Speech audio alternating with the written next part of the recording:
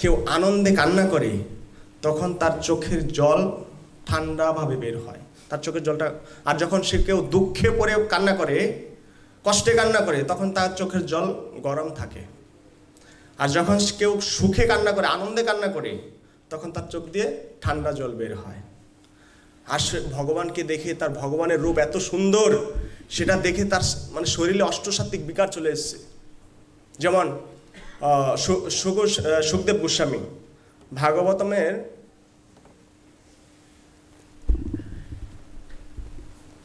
দশম স্কন্ধে, মনে হচ্ছে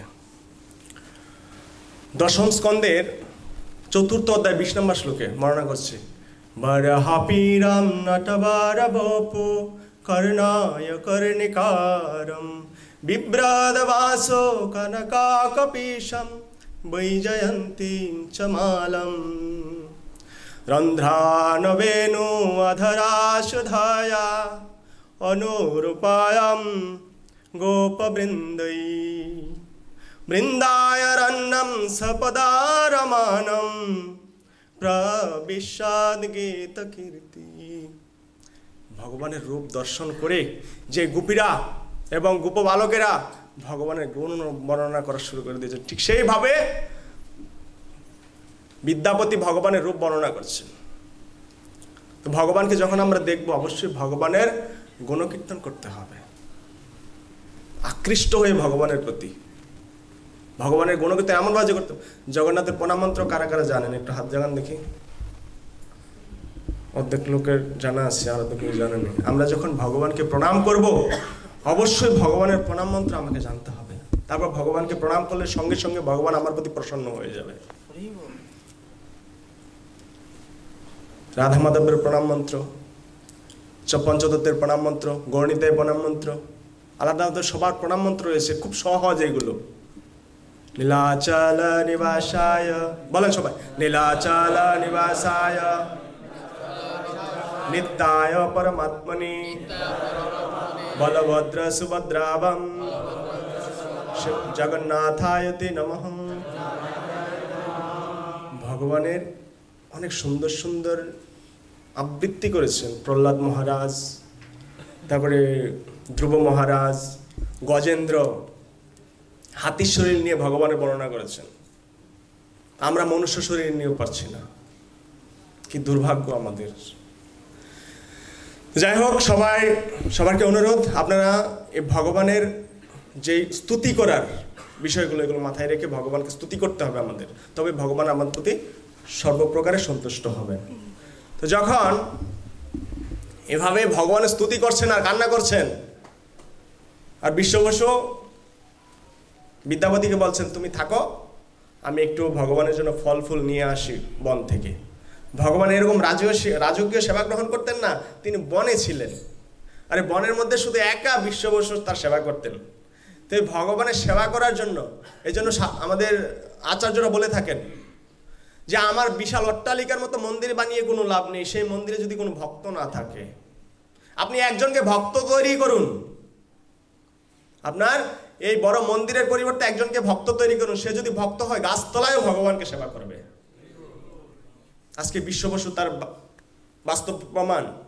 আমাদের সিঙ্গাপুরে যে সমস্ত ভক্তরা রয়েছে, তারা গাছতলায়, প্রতিটা নামহট্ট গাছতলায় হচ্ছে, রাস্তার পাশে। তো যদি ভক্তই না হয়, তাহলে বিশাল মন্দিরে কি ভগবানের সেবা হবে? সেই মন্দিরগুলো আস্তে আস্তে অকেজু হয়ে বন্ধ হয়ে যাবে। সেই জন্য চেষ্টা করুন, কাউকে আপনি ভক্ত হতে না পারছেন তাতে কোনো অসুবিধা নেই, আপনি কাউকে নিয়ে আসুন। তার কৃপায় যদি আপনি ভক্ত হয়ে, আপনার কৃপায় যদি কেউ ভক্ত হয়ে যায়, তাহলে আপনি ভগবত ধাম প্রাপ্ত হতে পারবেন। যে আমাকে নাম হট্টে জোর করে ধরে নিয়ে গেছে, সে আজও পর্যন্ত 8 মালা জপ করে, আর আমি আপনাদের সামনে। এটাই হচ্ছে আপনার দেওয়া যদি কেউ একটু গ্রহণ করতে পারে, তাও আপনি তার থেকে কৃপা লাভ করতে পারবেন। তো যখন এভাবে স্তুতি করার মাধ্যমে ভগবানকে প্রণাম জানাচ্ছেন, ভগবানের প্রার্থনা করছেন, তখন বিশ্ববসু ভগবানের জন্য ফল ফুল আনতে গেছেন বাইরে। আর এমন সময় বিদ্যাপতি ঘুরে ঘুরে দেখছেন আশপাশ, দেখছেন একটা সুন্দর সরোবর, সেই সরোবরের মধ্যে পদ্ম ফুল খেলা করছে। সেই পদ্ম ফুলের একটা সমুদ্র, আর তার উপরে একটা গাছ রয়েছে, তার ওইখান থেকে একটা গাছ এভাবে উঠেছে, আর সেই গাছের মধ্যে একটা কাক, কেউ আসেন নাকি ঘুমানো অবস্থায়? আরে বল, কেউ কাউকে দেখছে না। তো যাই হোক, ওই কাকটা আমরা যেমন ঘুম আসলে কিরকম করি, বসে থেকে পাটের মধ্যে, তো কাকটা এরকম ঝুমাতে ঝুমাতে ওই জলে পড়ে গেছে সরোবরে। আর জলে পড়ার সাথে সাথে তার কাকের শরীর থেকে একটা ভগবান বিষ্ণুর রূপ, নীলাভ তার শরীরের বর্ণ, তার শঙ্খ চক্র গদাপদ্ম, তার 4টি হাত, তার 4টি হাতে শঙ্খ চক্র গদাপদ্ম, আর সঙ্গে সঙ্গে বৈকুণ্ঠ থেকে গরুর এসে তাকে সেখান থেকে বৈকুণ্ঠে নিয়ে চলে গেছে। আর বিদ্যাপতি দেখে তো চোখ বড় বড় হয়ে গেছে, বলছে আমি কিসের জন্য এই জীবনটা রাখছি? আরে এইখানে এত সুন্দর ব্যবস্থা রয়েছে বৈকুণ্ঠে যাওয়ার, কোনো তপস্যা, বিনা তপস্যা বৈকুণ্ঠে যাওয়া যাবে। সঙ্গে সঙ্গে ঝাঁপ দেওয়ার মনস্থ করেছিল, যে ঝাঁপ দিয়ে এখনই সে দেহত্যাগ করে বৈকুণ্ঠে চলে যাবে। তখন দৈববাণী হচ্ছে, বিদ্যাপতি তুমি বৈকুণ্ঠে যাওয়ার লোভে এই অপকর্ম মত করো, এটা করো না। তোমার কাজ এখনো শেষ হয়নি, তুমি যেই কাজের জন্য এসেছো, তোমার জন্য রাজা ইন্দ্রদম্ন বসে আছে সেই আমার অপেক্ষায়। নীলমাধব বলছে, তুমি তাড়াতাড়ি গিয়ে ইন্দ্রদম্ন মহারাজকে সংবাদ জানাও আমাকে এখান থেকে নিয়ে যাওয়ার জন্য। তখন বিদ্যাপতি বলছে, যথাজ্ঞা প্রভু, আমি শীঘ্রই যাব, গিয়ে সেই সংবাদটা দেব। যে বিশ্ববসু এসছে, এসে ভগবানের সেবা পূজা করে সঙ্গে করে তার চোখ বেঁধে তাকে জায়গা মতো নিয়ে গেছে। যাওয়ার পর সেই রাতে বিশ্ববসুকে স্বপ্নে দেখাচ্ছে, বিশ্ববসু তুমি তো আমার অনেক সেবা করেছো, তোমার সেবায় আমি অনেক সন্তুষ্ট, আমি এখন রাজকীয় সেবা গ্রহণ করতে চাই, তুমি চিন্তা করো না, সেই সেবার ভাগীদার তুমিও থাকবে। আমি এখন রাজা ইন্দ্রদম্নের রাজ্যে গিয়ে সেবা গ্রহণ করব। সঙ্গে সঙ্গে তার ঘুম ভেঙে গেছে, সারা রাত আর ঘুম আসেনি, কারণ একাই সে সেবা করতে চেষ্টা করতো, যে আমার এই নীলমাধব শুধু আমি একাই সেবা করব। তো একা সেবা করাটার মানসিকতাটা খুব হচ্ছে খারাপ মানসিকতা, যে ভগবান শুধু আমার আর কারণ নয়। ভগবানকে শুধু একা হিন্দুদের, ভগবান একা হিন্দুদের নয়। জগন্নাথপুরীতে একবার বুদ্ধিস্ট আর হিন্দুদের মধ্যে একটু মানে জগন্নাথের সেবা নিয়ে একটু হয়ে গেছে। যখন বুদ্ধদেব ছিল না, তখন সমস্ত পৃথিবীটা বুদ্ধদেবের অনুসারী হয়ে যাচ্ছিল। সমস্ত কি রাজারা, তারা তো ক্ষত্রিয়, সমস্ত ক্ষত্রিয় বুদ্ধ ধর্ম গ্রহণ করেছে। আর তখন তারা চাইছে এই জগন্নাথের সেবা তারা নিয়ে যেতে। এখন বলছে এই পাতিলের মধ্যে কি আছে, রাজা বলছে, পুরীর রাজা পরিবর্তন হয়নি, পুরীর রাজা বলছে এই পাতিলের মধ্যে কি আছে, যে সঠিক তথ্যটা বলতে পারবে তাকেই এই জগন্নাথের সেবা দেওয়া হবে। ওখানে যারা ছিল তারা বলছে এই পাতিলের মধ্যে ছাই রয়েছে, পুরীর পান্ডারা বলছে, আর বুদ্ধরা বলছে এই পাতিলে সাপ রয়েছে। বুদ্ধদের মধ্যে একজন দেখেছে এটার মধ্যে সাপ আছে, আর পান্ডারা দেখে বলছে এর মধ্যে ছাই আছে। তো রাজদরবারে এটা ঢেলেছে পাতিল থেকে, ঢেলে দেখছে এটার মধ্যে ছাই। তাই স্বাভাবিকভাবে কে পাবে জগন্নাথের সেবা?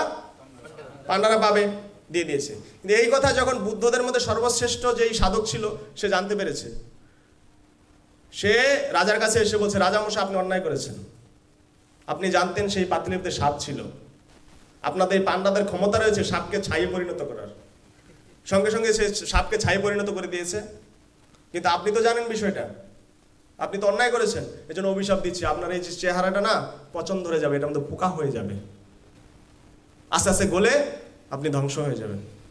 কিছুদিন পর ঠিকই তার শরীর মুখ পছন্দ হয়ে গেছে, মুখের মধ্যে পোকা বেরোচ্ছে, আর সঙ্গে সঙ্গে সব বুদ্ধদেরকে ডেকেছে, বুদ্ধদেরকে ডেকে তার পায়ে ধরে রাজা ক্ষমা চাইছে, আমাকে ক্ষমা করে দিয়ে আপনাদের প্রতি অপরাধ হয়ে গেছে। তা আপনি এখন ক্ষমা চাইছেন কেন? স্বয়ং জগন্নাথ আমাকে স্বপ্নে এসে বলেছে আমি শুধু হিন্দুদের নাথ নই, আমি জগতের নাথ, তুমি তাদের সাথে অন্যায় করেছ, ক্ষমা চাও তাদেরকে ডেকে। যখন তাদেরকে ক্ষমা চেয়েছে তাদের কাছে, তখন তার শরীর ভালো হয়ে গেছে আবার।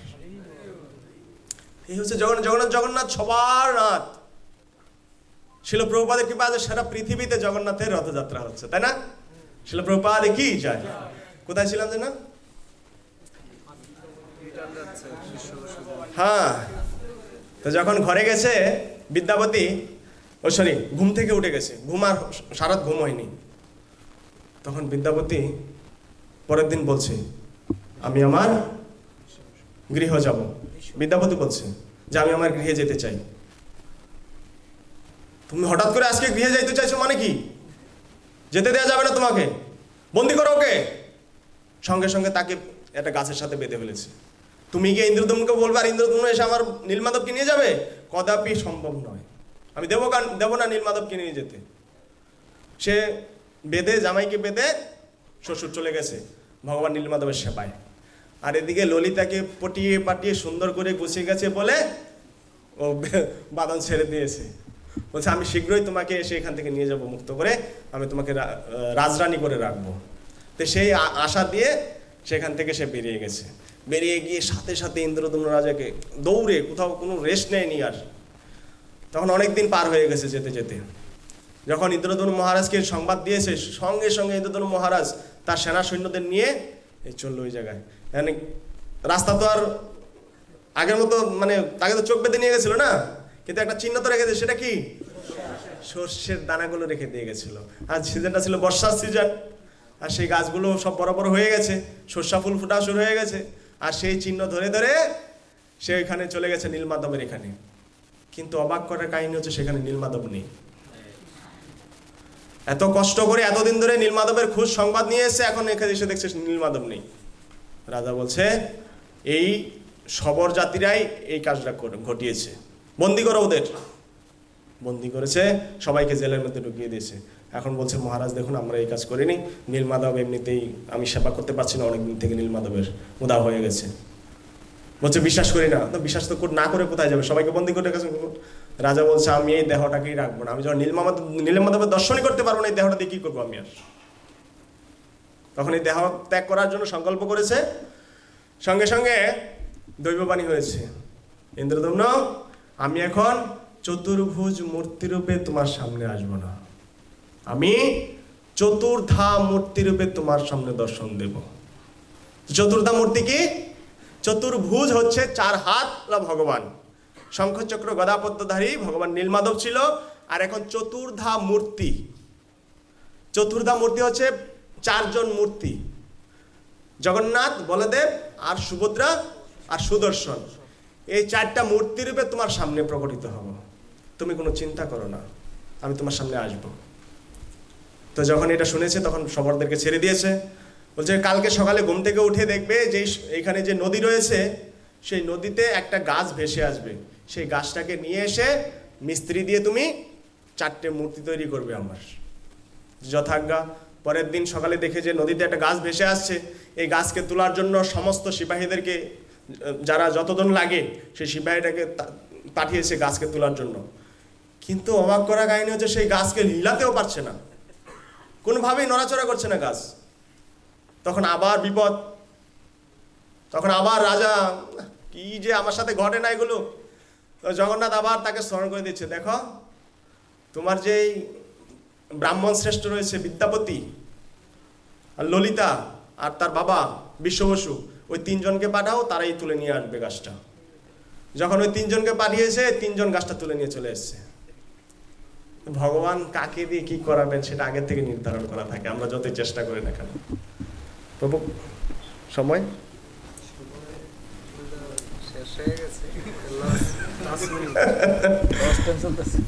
লস টাইম চলছে, তা আমি একটু বলেই শেষ করে দিচ্ছি। তো গাছটাকে তুলে এনে জগন্নাথের বিগ্রহ তৈরি করার জন্য মিস্ত্রি ডেকেছে।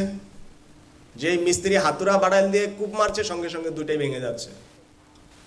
কোনোভাবে এই কত মিস্ত্রি সবাইকে কাজে লাগিয়েছে, কারো দ্বারা কাজ হচ্ছে না।